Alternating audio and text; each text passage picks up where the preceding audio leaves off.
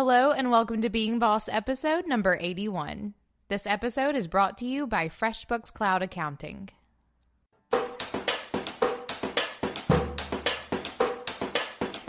Being boss in work and life is being in it. It's being who we are, doing the work, breaking some rules, and even though we each have to do it on our own, being boss is knowing we're in it together. Today we are talking to our friend and painter and fine artist, Brenda Mangalore. I want to take a second to pause and talk about charging what you're really worth. I think that this is something that is really hard for artists, and I know for myself, whenever I first started freelancing as a graphic designer early in my career, it was so hard to charge what I was worth. I was constantly underselling myself. I remember at one point I was selling my design services for $20 an hour, which again still sounds like a lot to me, but in the grand scheme of things, it wasn't really paying the bills. And then I read Breaking the Time Barrier, which is by FreshBooks Cloud Accounting founder, Mike McDermott. And it is all about learning how to charge what you're really worth. And this is one of the things I love about FreshBooks Cloud Accounting is that they're not just about creating software that helps you do your business better by creating seamless and professional looking invoices and easily tracking your expenses, especially if you don't have a degree in accounting, but they're constantly sharing information and they truly care about their customers. So be sure to check out Breaking the Time Barrier. You can Google it and find it, and try your free month of FreshBooks Cloud Accounting by going to freshbooks.com/beingboss and enter Being Boss in the How Did You Hear About Us section. Brenda, welcome to our show. Thank you for joining us on Being Boss. Thank you for having me. It's a real honor, to be honest, to be here. I'm feeling really special right now. You are special. Thank you. You totally are. You're a gem. Emily and I have both worked with you through Braid Creative and Indie Shopography, helping you with your branding. And we were both so impressed by your ability to be a fine artist, but also to have such a business mind on you. So we really want to dig into that a little bit, because I feel like a lot of the artists that we talk to or hang out with have a really hard time blending their talent with the business side of things. So we really want to dig into that. But can you start by telling us a little bit about yourself? Tell us where you live and how you came to be a fine artist. Tell us your journey. Okay, so I'm from Australia. I grew up here. I came here when I was 8, so pretty much this is all I know. I come from a creative family, I have to say, but being a creative as a career or as your work is just not the thing to do. And so I did well at school, and the really short story of a really, really long story, and this is still a long story, I did really, really well at school, but I knew that I wanted to do well at school because my parents always said, if you do really well at school, it means you can do anything you like at uni. And I knew that deep down what I wanted to do at uni was something really creative. I didn't want to do a job that I hated. Like, I remember there was a friend who hated her job, and she was in a job and she would talk about hating that job. And I remember thinking to myself, you're there 8 hours a day, 5 days a week, and like, why are you doing that? And I promised myself that I wouldn't go down that road. And so I thought I'll do design. So my background is in design as a graphic designer. I figured, there's a job at the end of that. And it was still kind of creative, and it was, working with all the things that I was really interested in. And nobody thought I could get in because at school I was doing very academic things, and you needed a portfolio. And even though you do well at school here, I'm not sure how you guys, your high school is, but you have a score at the end of that, and then using that score you can see what university you can get into. And with design and creative subjects and degrees, you don't actually need that. You just need a portfolio. But when you're young, I was just very, I'll show you. And so I did it, and I got in and did reasonably okay, and never felt like my portfolio was really great because design was never really my thing. I enjoyed it. I really learnt about concepts presenting it more than just something pretty. There was a end goal about communication, about presenting, and came out of that, did another illustration diploma where, because I really enjoy single images, I didn't want to do animation, I didn't want to do web design. That was, back then, was like the thing to learn code, and it just did my head in. And so I did illustration because I always enjoyed single images. I wanted to do, one image and have that be my art. And so illustration felt like another kind of job aspect, in air quotes. And then came out and I got my dream job working at a huge greeting cards company, and really enjoyed that. Really, it was the dream job. It was a single image. I didn't have to do annual reports. I didn't have, I just played with typography and images, and it was amazing until I realized I wasn't feeling happy, I guess. I was feeling this burden of gratitude. You should be grateful. Nobody said you could get a job, and you got a great job, and the people were amazing. But I just realized it was a dream job, just not my dream job. And Can we pause and talk about this for a minute? Okay. I hate to interrupt you, but I feel like I know so many people, and Emily, I know that you've talked to so many people who have struggled with this as well, where you're working your dream job on paper, and you should be grateful for a place that is paying you to do what you love, right? Mm-hmm. But just because something looks good on paper does not mean that it's good for you. So can you tell us a little bit more about how you knew that it was no longer a dream job for you?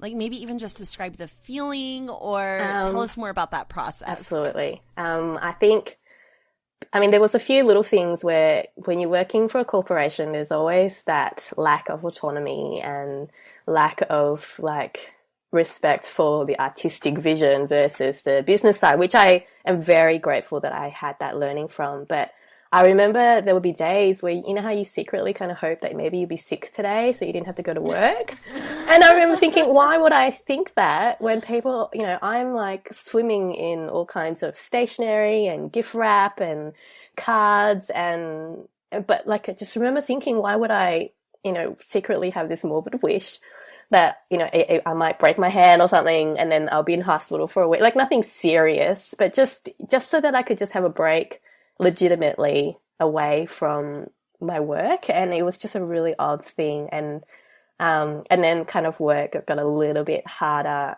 to go to when, people change and there was that dynamic. But I remember just that feeling. It was like what you said, that I should be grateful, and that gratitude became more of a burden than what gratitude should be. And it was just a rock sitting in my chest.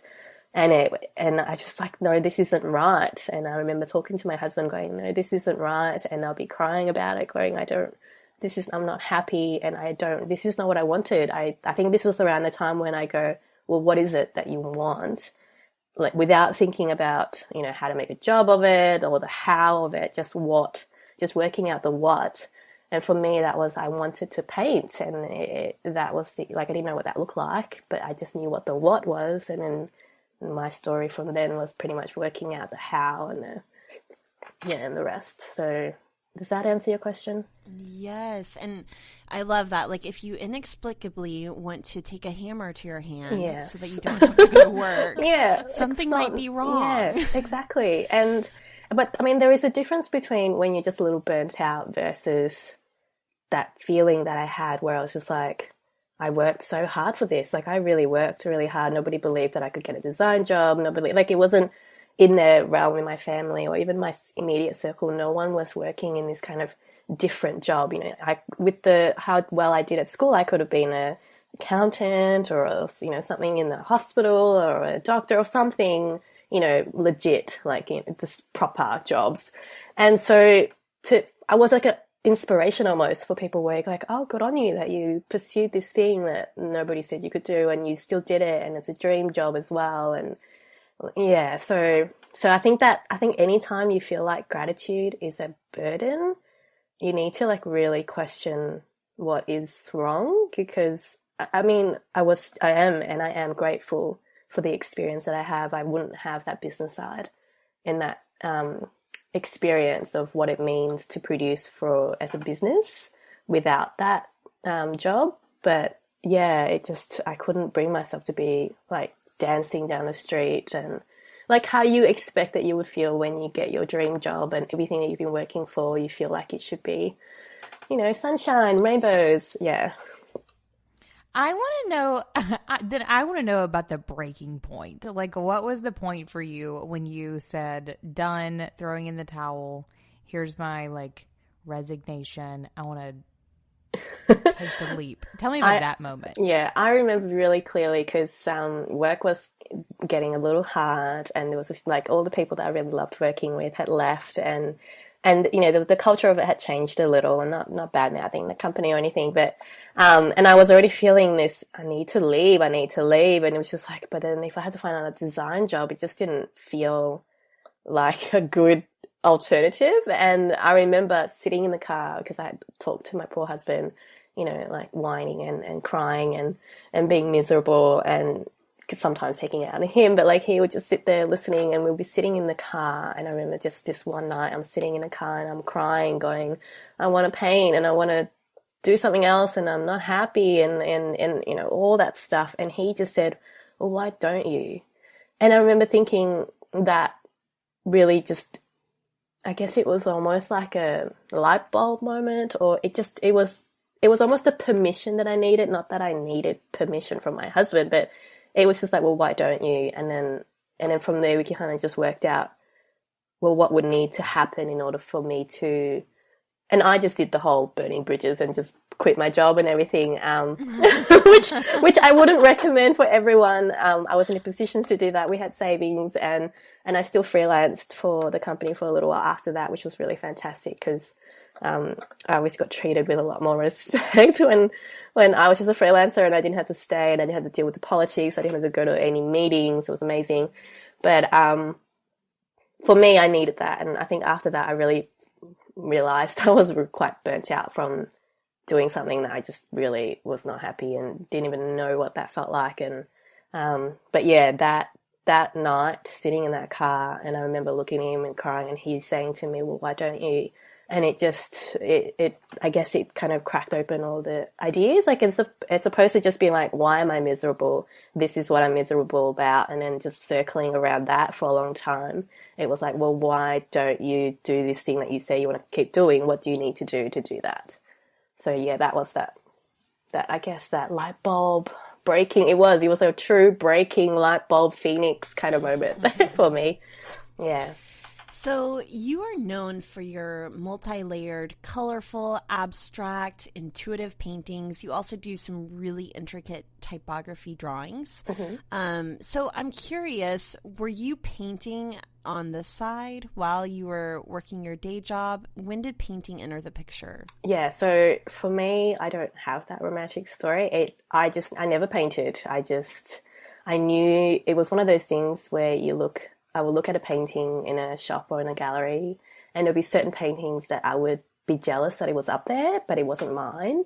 And it was a really weird feeling because I'd be like, I want that life. And I guess it could be some people who might look at musicians and go, oh, I want to be rich and famous. I never had that feeling. But with painters, I always like, I want that life. And but no, I never painted. And so after that special night of crying, I bought some canvases, and I had some paints from my illustration diploma from school, but there were obviously student paints and things, and really just started from scratch. And I really feel like, and I don't acknowledge this enough to myself, but I really started from scratch like 5 years ago, where I had to learn how paint works, because I knew how to work Photoshop, and you could always, Command Z if things didn't quite work out. While on paint, it was a different language, it was a different medium, it was a different tool, and it was a really fun journey. But it also meant I found teachers that I really kind of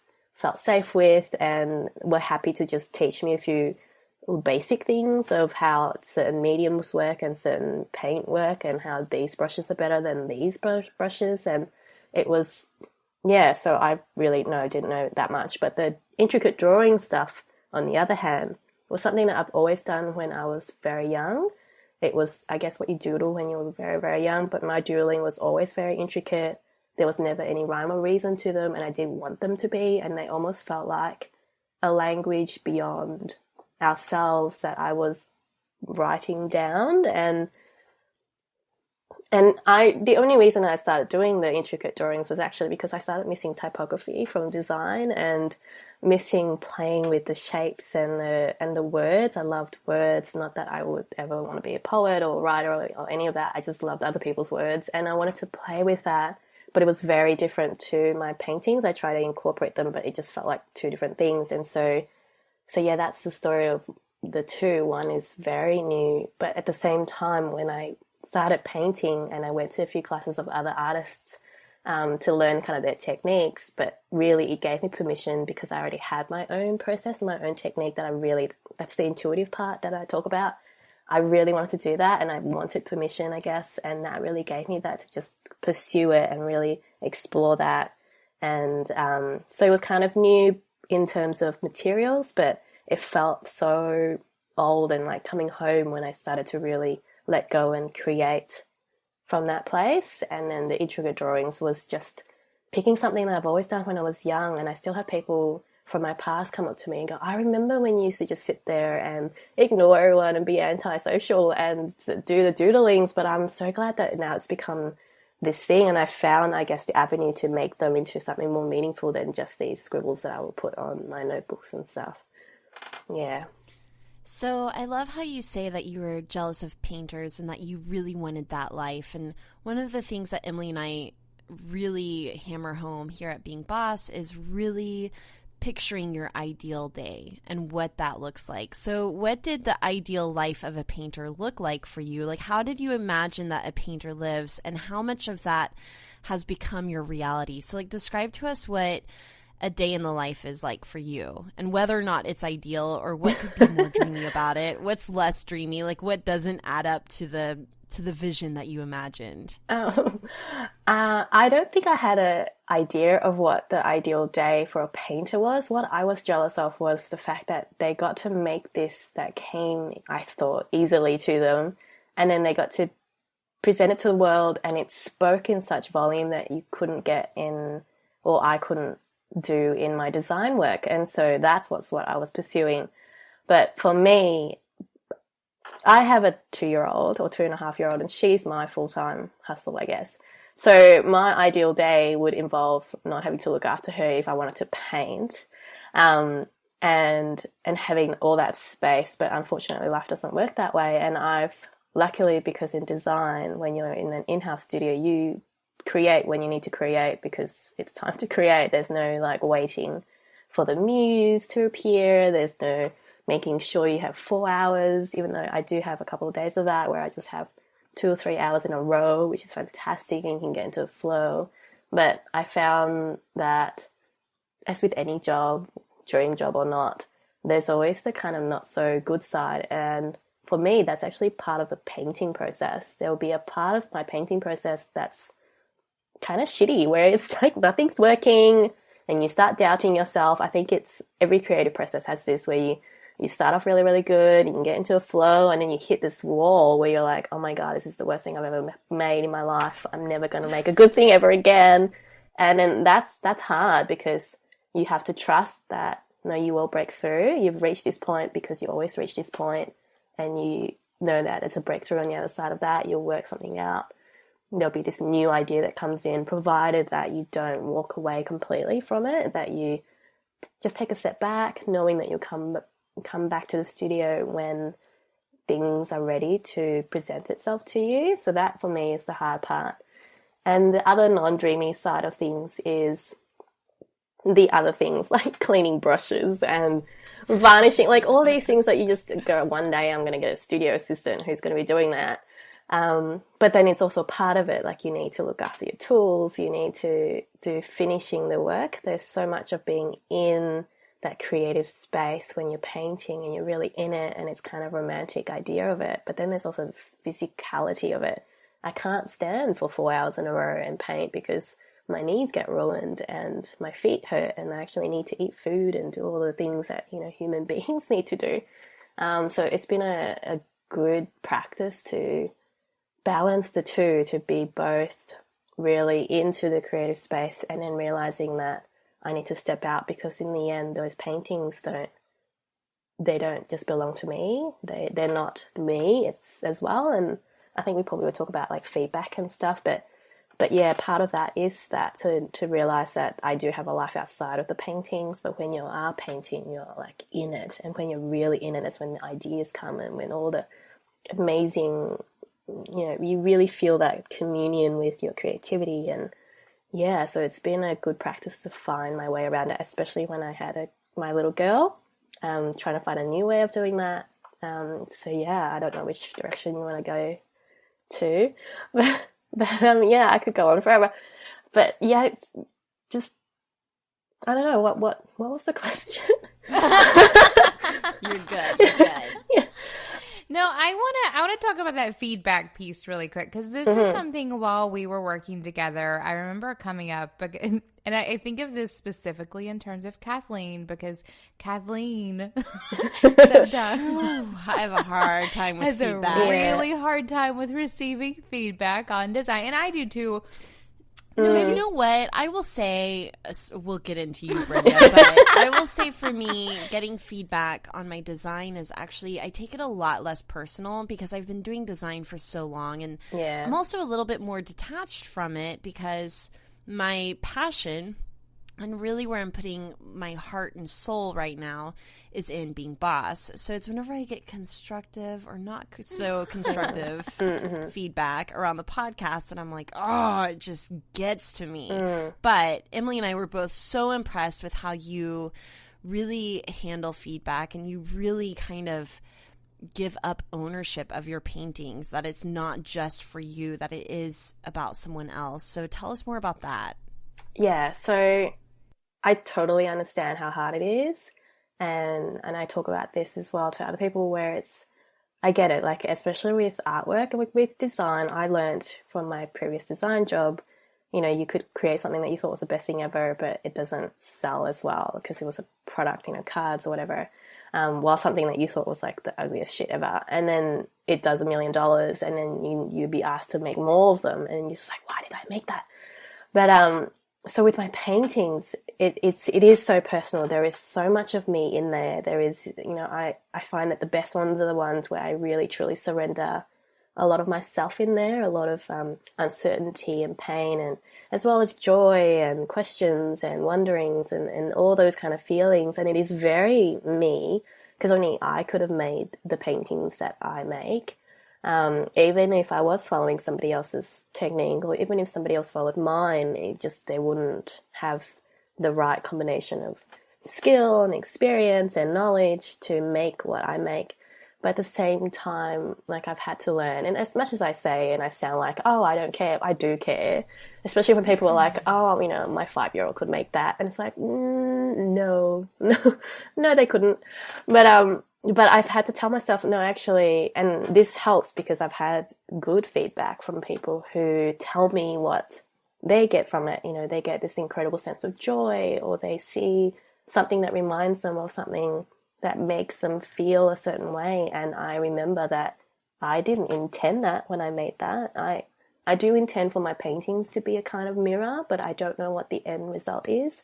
And the person who buys it in the end, the final collector, who chooses to, exchange money for it, I don't know what their story is, and I love hearing about it, but that always reminds me that they get something from it that I couldn't have envisioned, could have truly known to the end, and it really wasn't for me, it was for them, because I don't create these paintings just for myself, which is why I really wanted this to be my job, because I didn't want to be just painting on the side just for myself. And I think that's incredible, and I think you should definitely do that, especially if it helps you with creative expression and it's another hobby or whatever. But for me, I always knew the loop doesn't finish until it's presented to other people and other people enjoy it. So yeah, it's not an easy thing, and I totally feel the whole constructive but not really constructive criticisms. But on the other hand, I think with certain works, if it was supposed to go out to other people, if you can realize that it isn't you, it is from you, it is of you, I guess, but it isn't you, So what they're criticizing isn't you personally, then I think it helps to just kind of surrender that. And hopefully you've already moved on to the next, or for me, the next painting or whatever. But yeah, feedback, it is hard and it's a practice, and there will be people who are just mean and, you should just ignore them. I love the idea, though, that there is this kind of third energy that's created. So there's the energy that you put into the artwork, making the thing. And then there's the energy that someone else is bringing to the table, the person who's engaging with the artwork. And then there's kind of this third entity that is formed that is where your creative expression meets their interpretation. And I think that is, I don't know, such an interesting way of looking at it. Well, yeah, and I think that's a nice, more articulate way of explaining what I just said. There is that. Well, I always say when people ask me, how do I know my paintings are finished? There is a lot of standing and staring when I'm near the end of a painting. And the standing and staring is really just asking myself or the painting internally, what else does it need? From either a composition or color point of view, but also from an overall big picture point of view. And then I found that at the very end, there's always a point where I can, not literally, I'm not crazy, but like there's a point where you can feel like, no, your work is done. And even though a part of me is like, I can just, make that dark a bit darker, or the light a bit lighter, or add just that little bit more detail to tweak it. But I found that if I cross that line, when I know and I feel that or hear that voice that says, no, your work is done, you need to let it go. If I cross that line, I find that I end up starting a whole new story again. And that previous picture, that story or expression of the painting that it was, is lost. And then I have to keep going and pursue the next, I guess, painting. And so there is, I guess it's the whole, even with design, you can't get perfection, but you have to know when your part of this work or the part of your story is done, and then it has to move on to the next part of its cycle, I guess, which is being seen, finding the right person to engage with it and bring home with them, and then they get to live with it and they see different things in different detail every day that they look at it, and that's its new life, and it no longer involves me. And so I think if I focus on that part of the story, I don't have to worry so much about, do you like it, or nobody likes it, or that kind of stuff. Was that the question? Yes. No, okay. I think that I've never heard you speak this much, I think, about your process. So and we've talked a ton. And I wanted to have you on because I love your perspective that you have on art and the feedback process and all of the things. So I love hearing you talk about it. But I want to dive really quickly into the business side of things. So you quit your day job, you decide you want to pick up a paintbrush and paint. Tell me about it becoming a business. When and how did that begin? Even though I never painted on the side, what I did do on the side was look at blogs of other painters and creatives who had, I guess I saw their blogs. This is back then when blogs was the big thing, and Google and iPhones and all that wasn't as big.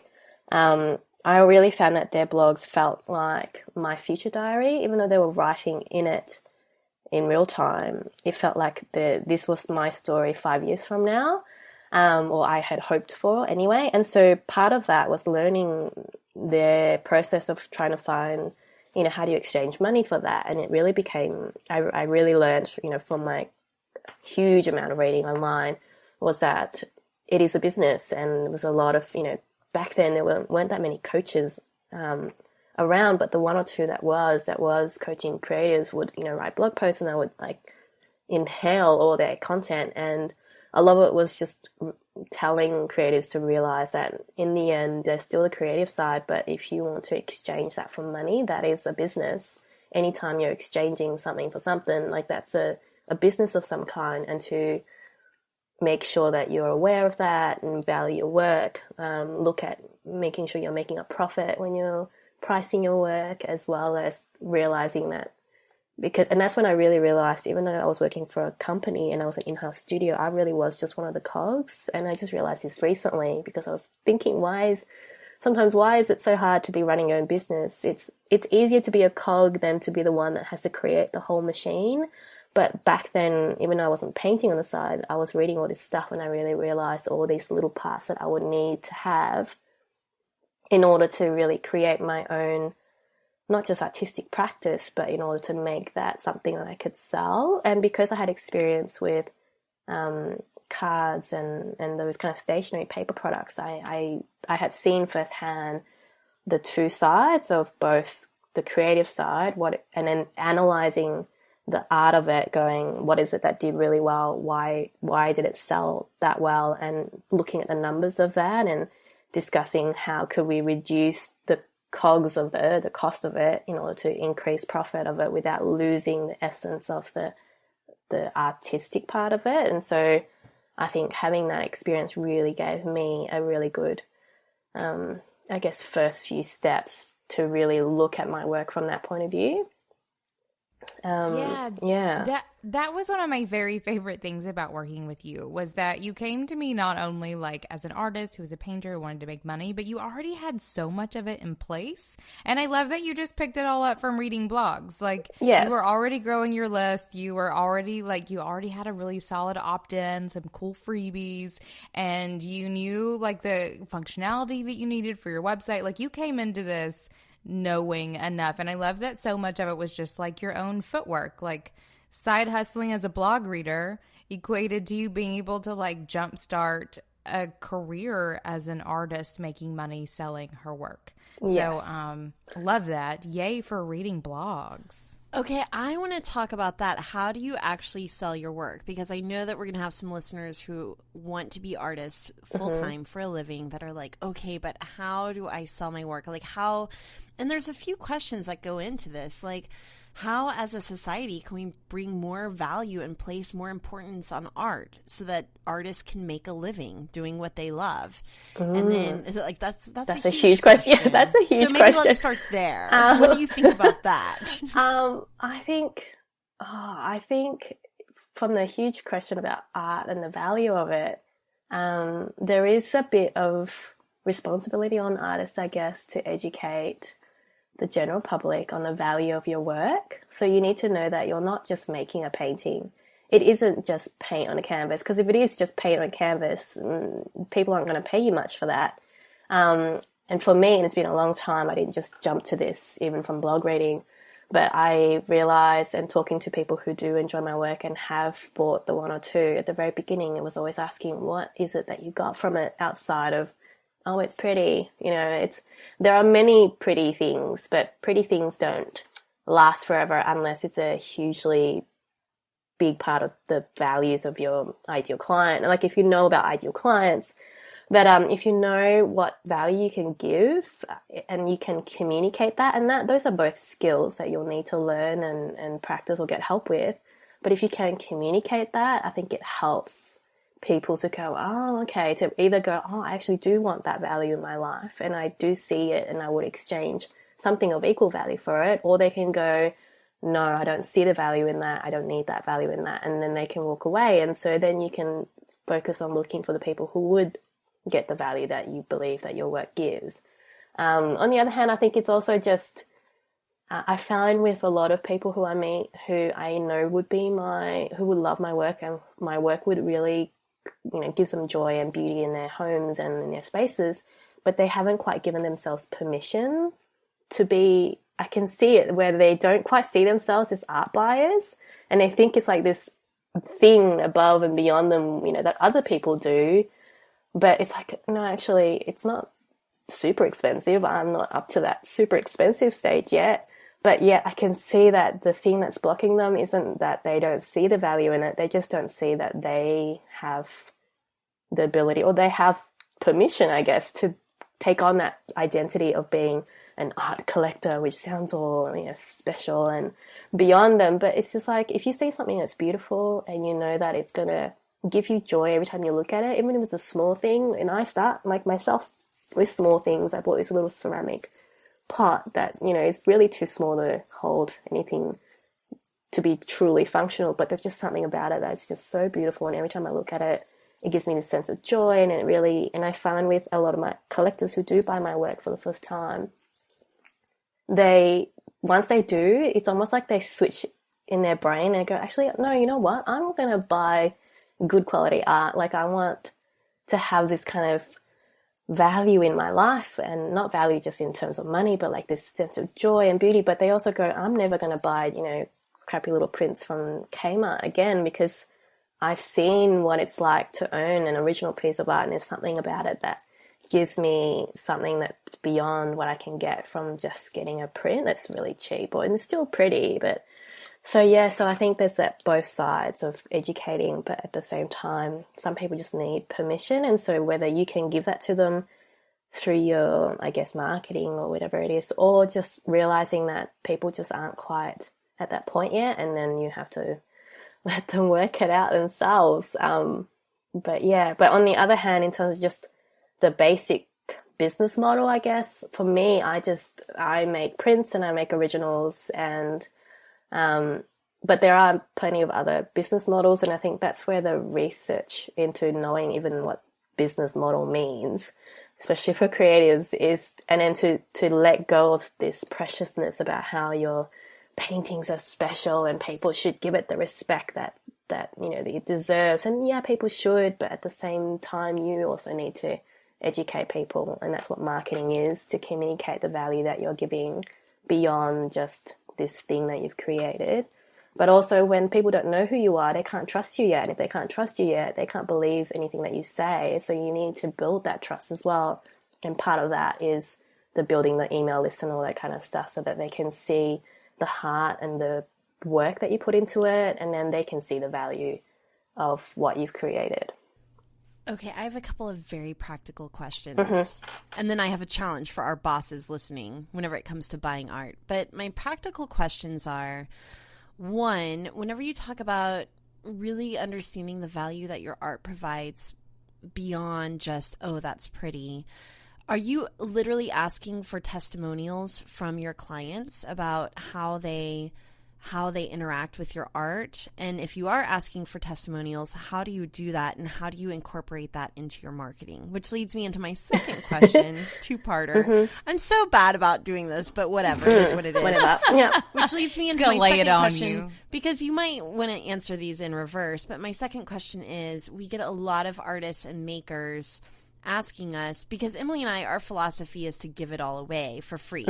Like, if you are a service provider, share your gifts of knowledge, because there will not be a lack of people wanting to give you money for it if you can prove, if you can build that trust. Exactly what you were talking about. Yeah. But whenever it comes to artists and makers, they have a harder time giving it all away for free, absolutely. Because it costs they're a lot offering more. A product. Yes. Right. It costs a lot more. So what are you writing about in your emails? How are you giving people a piece of you without giving away physical products? Yeah. So, two-part question. And I by no means am I an expert in all of this, and this is just me still working things out. I know with my work, okay, just the practicalities of it. You need to show your work. So I can't ask for feedback unless I show my work. So even if it's just online, but I find it's best if it's because it's a physical product, it needs to be in physical places so that people can physically be there and then give you that feedback. And so I held an exhibition very early on, and I did my own, I guess it was like Kickstarter. This is back when Kickstarter literally just started, and they didn't have that available in Australia. So I kind of made my own little Kickstarter thing where I basically wrote emails to my friends and friends of friends going, I'm doing this painting thing. Would you like to buy a painting? I need money to like really start off my whole, supplies and resources and stuff like that, and really sold it for really cheap. Like you could get $50, $100 and $200 kind of, like how in Kickstarter, you can have those rewards. And so I did that. But from that, people were really happy, and I got decent money, and I held an exhibition, and from that, I was able to get physical, one-on-ones, seeing their faces and hearing their feedback. And I found there was a difference between the people who love your work, and you always have them, they love your work, but they don't want to buy, and their feedback is slightly different to the ones who have already bought the work. Even the ones who bought it, you know, was really just helping me out, but I could see the genuine sincerity in their kind of, I guess, the joy that they got from it, and just hearing the words that they're saying from it and what they got from it, what they saw in it, and how they could see different things. And so I, you know, kept that in my head and wrote those things out, and then kept doing that. And so when I got someone who just bought, who kind of had met me in real life, so I think it's very undervalued, the concept of people meeting you in real life and just liking you as a person and then buying your work, because there is a lot of beautiful artwork out there, original or not. And so sometimes the really fine line difference between why they buy from you and not from somebody else is because they know you slightly better. And so this woman who kind of just met me, and, you know, we at an event thing that was for business women and stuff, and we kind of hit it off, but, you know, we weren't best friends or anything. And she bought my paintings, and because we got along, I asked her, what is it that you get from this? What is it that you see in my paintings? And she told me, and she even said the words, I get this sense of joy. And I remember when you do these ideal client exercises where you work out who it is that you want to work for, and I could never answer what is it that your clients get from it, because I don't provide a specific service, and I always struggled with that, you know, that I'm not helping them with their business or helping them in money or saving them time. And I always wrote down, if I had it my way and I didn't have to worry about what it actually meant, I always wrote, I want them to just really love my work and get this sense of joy from it. And so when she said that, it kind of clicked in with everything that I was hoping for, and realizing that I had, I guess, permission to kind of want what I want, and knowing that in the end, my true intention for it can ring true for people who are my perfect ideal clients. So yeah, so there's asking people in person, provided that you actually show your work, and asking them for testimonials, and knowing the difference between the people who will always, and they're usually the loudest, who like go on and on about loving your work, but they don't actually spend the money, versus the people who do spend the money. And I find that the people who spend the money, even if they don't have something fantastic on paper to say about it, the fact that they exchange that value, I think, says a lot more. And then from there, yeah, just working out how to finesse that into a marketing message, I guess. But and then I can't remember what the second question. Well, so now in your emails, do you focus on building trust? Or I think what you said about people liking you as a person can definitely be a differentiating factor, and that's personal branding, which is what I'm preaching up and down all day, every day. So are you sharing more of who you are in your email marketing to kind of build that trust in the online realm? Yes, and I've sent surveys out in my email list going, you know, what do you want to hear from me? And then giving like a list of options of things that I would be happy to write about. And a lot of it's always coming back to, what's your creative process? What inspires you for this work? Because I forget that not everyone's a painter and not everyone's creative, and that, you know, they just live in this world like I live in, where there's all kinds of stuff, and I always have all these ideas and I want to explore these colors. And then realizing that people find that fascinating because they don't think that way. And so that part, I know, well, at least from my kind of audience, they really enjoy hearing that side of things. And so I try and share that. Most of the time it's just sharing my thought processes and my thinking behind the actual work, because especially with abstract work, there isn't a specific thing or to hold on to, like a specific figure or still life or whatever that they can hold on to, which then they can relate to their specific memory. So a lot of it is just color and something about it that is abstract. And so I just provide, you know, background story and myself and things like that, because in the end also I want to attract people who like it more than just here you go, here's a pretty painting. I want to attract people who want to hear that part of the behind the scenes, my story. And maybe if you can see my story, you might get one facet of where these paintings come from. But on the other hand, I also leave it quite open-ended so that it gives them permission to just go, oh, this is what I see in it, and build rapport in that way. Because I find that the people who do really love my work are the people who just kind of feel like they're my friends and I could be friends with them. And so I try to right in that kind of sense.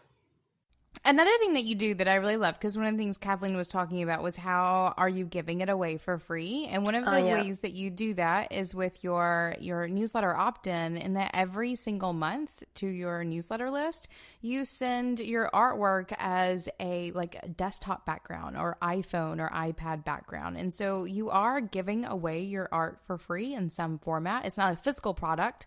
It's, you're painting as a background with a really great quote.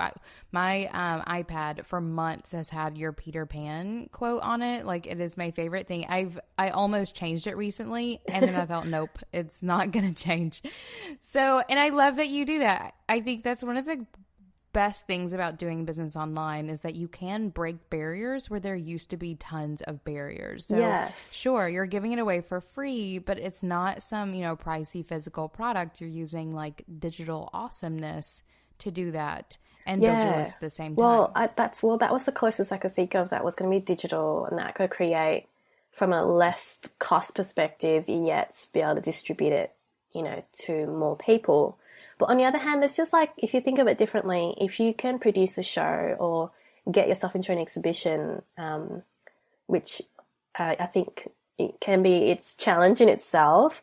But if you can, even if it's, coffee shops and stuff, which there are, there's a controversy about whether or not that's viable from a business point of view. But the idea of it, if you're just showing it in public, like that itself is a kind of free thing. Like, people are enjoying it visually for free in a sense because they don't have it in their homes. But that's how you also attract the people who, if they are looking for it, can find it and see it in real life and bring it home. So there's a whole debate about whether or not art just buying online, and I'm seeing increases of people just buying art online even without seeing it in person. But I think that's just another way, I guess, of looking at it as a free gift, I guess, because people do get to enjoy it from a visual point of view, but they may not buy it per se. And I know it's not the same as sharing your gifts of knowledge for free as a service provider, but it's, I guess, with products, that's the other way. Like, just like how I go to visit certain shops and look at their beautiful products, and I know I won't buy it, but I go there and I imagine where I would put them in my house and stuff. But I would never really buy all the things in the house because my house won't be big enough. But I guess that's just another way of looking at it, as long as you're actually showing it in public. Because I find that there's a lot of creators who talk about painting and they want to sell it, but then they only kind of have a website, or they only have it on some portfolio thing, and then that's it. And it's like, well, unless you're getting a lot of traffic in there, you're actually not really showing it, you're hiding it. So if you can find a way of being seen, and I know that's really hard, that's where you get feedback, and that's where you work out the logistics and business side of things. But if you can do that, that's when you can really, work out what is it that people get from it, and at the same time sharing your gifts to people in a way that they can have a taste of it, and then decide whether or not they want to buy it and keep it forever in their home. I love the idea that an exhibition also in some ways keeps your work local, and the people who are buying your work are in your own community. Not that I think that we shouldn't cross borders with the online world and as art relates to that, but I do like the idea of kind of really thinking about it on a more local level in that way. What is the controversy around coffee shop exhibitions? Well, okay, so from a business point of view, yes, it's because the coffee shop gets the artwork for free, and you get to hang your work and they get, beautiful decoration. But people don't go to a coffee shop to buy artwork. So it's very rare, unless you set it up as a true business partnership where you get to really promote it, or you get the staff to really promote your work. Otherwise, it just sits there. Just like at the same time, as much as I say, you should definitely show your work, you can't just expect to just show your work and people will just come and buy it. So you got to think about context as well. And so the controversy is whether or not it's worthwhile. I think if you can just show your work, it's great. And I have sold artwork at my coffee shop. But also I don't have high expectations that that's going to be a real place of, I guess, commerce for my artwork, because people don't go in there looking for artwork. They go in there and have coffee and eat food. And so I guess you got to look at it from that. So from a business point of view, you got to think about if you're putting it in there as opposed to into a retail gallery space where people are coming looking for artwork or decoration, whether or not the return on investment is worth your while. But if it's just from marketing, just to show your work, I think it's great. So there's a few, like online, whether or not it's worth your time and whether or not it's worth the effort. And then also there's stuff like insurance. If this is all the business nitty gritty stuff, whereas, the coffee shop may not insure your work. So if something happens to them, you lose, I guess, your asset, your product, from that point of view. Yeah. I think it's interesting. The most expensive piece of artwork I've bought has been from a coffee shop. And so I just think it's interesting, but it's because I had photographed it and shared it on Instagram, the piece that I loved, and I never purchased it, but the artist followed up with me and she said, "Hey, I noticed that you were interested in this. Would you like to buy it?"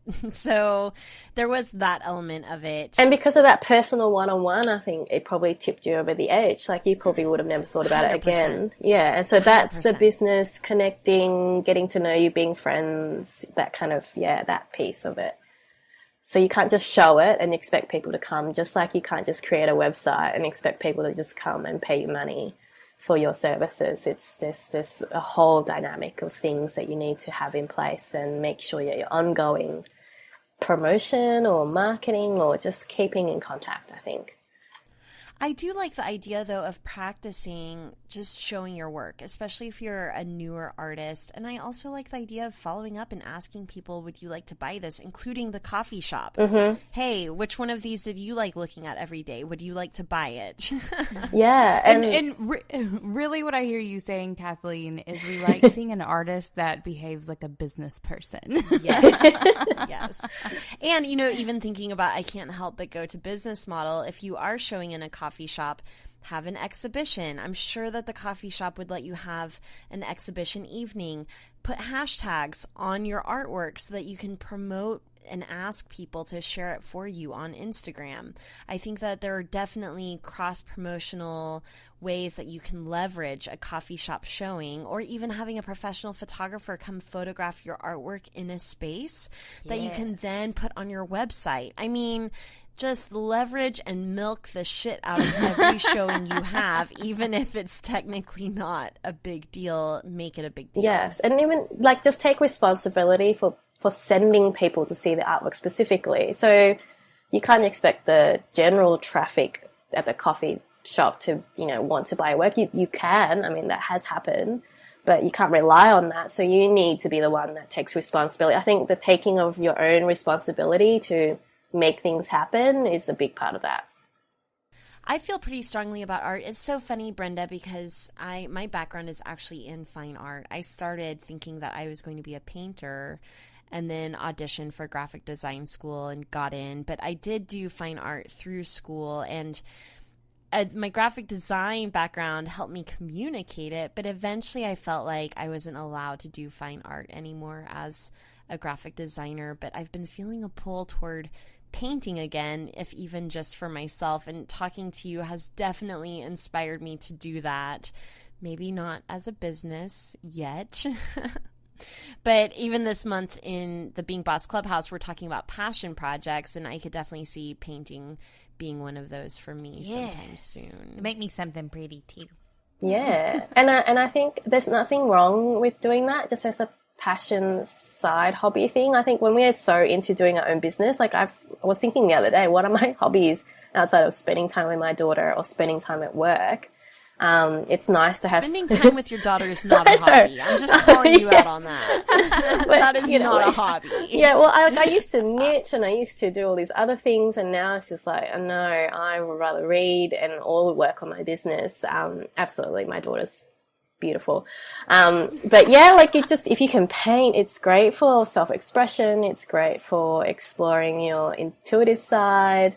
Making it as a business, then there's the whole other side that you'll need to look at. But passion projects, I think that's a big thing that people need to find a way to have that in their life. Adds more color. So to end this episode, what advice would you give to creatives who are trying to find time to work on their art? Because I know that you're a busy mom and a business person and you're juggling lots of different things. What advice would you give to people to find more time? I think you need to schedule it in. I think you need to draw firm boundaries, but at the same time, know that you can't, sometimes you might not be able to have a whole day, and you got to find a way to get into flow and, you know, tap into your creative muse or whatever it is in an hour. And that's a practice, and that's a skill, I guess, in a way. But also, if you can just let go of all the, I guess, the bullshit of, you know, I need everything in its place and everything has to be perfect before I can create. If you can just do it like a practice, where you just sit down or you stand at the easel and you just create the work, and know that sometimes it's going to be not so good. It's going to be a bit shit, and sometimes it will be fantastic, but it's the consistency. If you can be consistent and just draw a little fence around your bit of time, if it's an hour, if it's half an hour, if it's, you know, in between you're waiting for your kettle to boil when you're making coffee, whatever it is, if you can make that into a daily or whatever consistent way of doing it, then you will find a way to, I guess, make the time, because in the end that is what it is. You're making the time and you're making a decision that it is important to you. So then you need to draw that boundary around that. And so I would love to spend all my time with my daughter, and there's, you know, house chores and other things and people to catch up with, but I have to consciously and mindfully draw a boundary around a specific time, going, I'm going to paint today. And yeah, there'll be interruptions, and yeah, everything's not quite working, or it's really, really cold here. Or even if I do spend 2 hours and the painting there's nothing to really, you know, write home about, but the consistency cannot be undervalued, and then it becomes a practice. And when it becomes a practice, you'll find that the creativity really visits you more often, and the muse visits you more often, just like Stephen Pressfield's books about the wall of art or do the work or turning pro. The consistency and the decision to just sit down and do the work even when you don't feel like it, I think that's when you can really tap into your creativity and really do the work that you're meant to do. Amen. Mm. Double amen. Yeah. Ditto that. I'm glad I got an amen in there. Amen. Where can our listeners find more of you? You can find me on brendamangalore.com, and I'm Brenda Mangalore on Instagram. I'm on there a lot, or on Facebook. And sign up if you're going to enjoy my artwork and love reading or enjoying inspired words and colourful paintings. And yeah, that's where you can find me. Awesome. Thank you so much for joining us today. We loved having you on the show. Thank you for having me. It's been a pleasure. Kathleen here. I wanted to pop in because I've been getting asked a lot what my role at Braid Creative is now that Being Boss has taken off so much. And I wanted to let you guys know that branding, business visioning, and coaching creatives to blend more of who they are into what they do while positioning themselves as confident creative experts is still a huge part of my work and my life. At Braid Creative, I'm still giving my team creative direction and putting my stamp of approval on every single project behind the scenes. But a big part of my role there is helping to create the Braid Method Branding e-course. This is something I'm super passionate about, and what this e-course does is it helps creatives who can't quite hire Braid Creative one-on-one work on their own brand and their own business vision. We have an e-course book, a ton of exercises, and even audio files so that you can learn on the go. The e-course is now open to new students only until August 8th. Learn more at braidcreative.com and click e-course in the main menu. Thank you for listening to Being Boss. Please be sure to visit our website at beingboss.club, where you can find show notes for this episode, listen to past episodes, and discover more of our content that will help you be boss in work and life. Did you like this episode? Please share it with a friend and show us some love by leaving a rating and review on iTunes. Do the work, be boss, and we'll see you next week.